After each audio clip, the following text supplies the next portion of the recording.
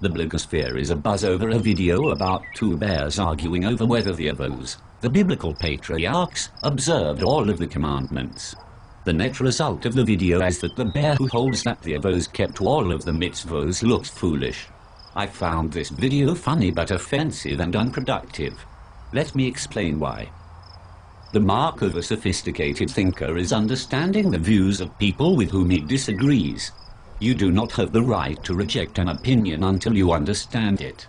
The video mocks the bear's position without understanding it, out of ignorance, portraying it as foolish. Someone coming to the video without prior understanding will leave it with a sense of condescension toward a view whose complexities he doesn't realize. More importantly, he will reject this view as irrational and unacceptable. He will write out of Judaism a view that has ample precedent among Rishonim and might very well be the majority view among Acharonim.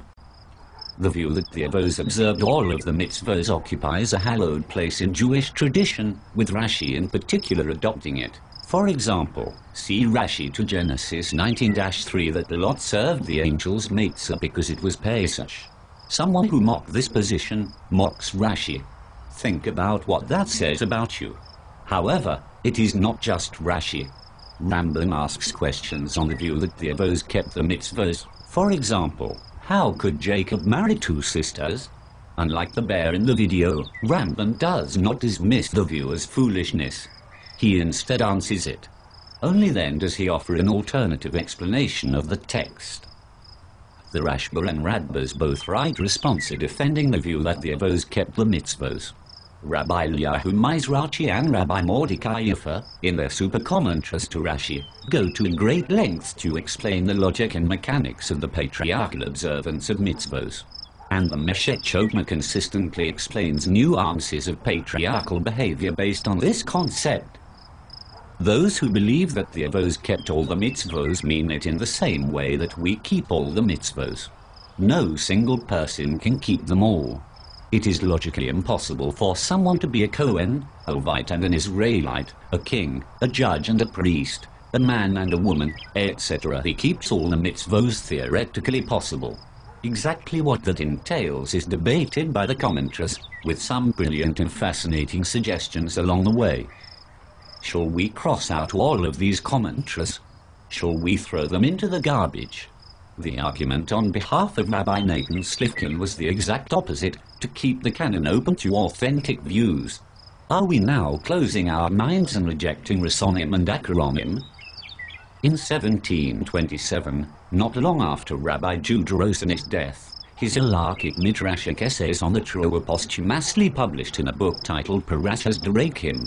In the book, Rabbi Rosans not only assumed that the Avos kept the mitzvos and applied various Talmudic texts to their lives, he argued that biblical characters who quarreled did so based on their adoption of differing views within the Talmud or Rishonim.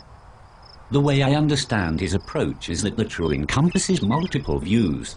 Ilu v'ilu, these and those, means that God included multiple approaches within the Torah. Therefore, when two scholars disagree, we can say that both of their views are part of the Torah. When Rambam and Yevid disagree, both are expressing authentic Torah views. Both of their opinions are included in the Torah. Thousands of years earlier, those views were already part of the Torah, even if not yet voiced. It is possible, therefore, that prior scholars and even biblical characters intuitively adopted the same stances. If today, Rabbi Yosef Shalom Eliashai follows the Rambam and forbids wearing Crocs on Yom Kippur, he is stating an authentic view that was long ago embedded as one of the multiple views in the Torah. If one accepts his stance as the most authoritative, the application of Torah that Ravina and Ruvashi would have made had they been alive today, then one certainly can say that ancient scholars, even biblical characters, adopted the same position as Rabbi Eliashai. There is no logical impossibility if this is phrased properly.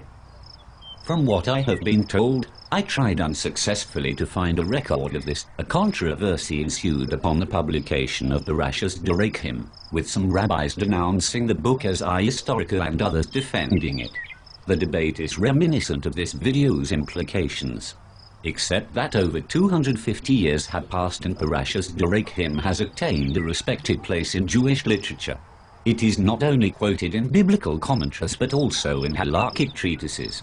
Are we expected to turn back the clock and reject the Parashas Dorechim and the Meshet Chokmah and numerous other respected works?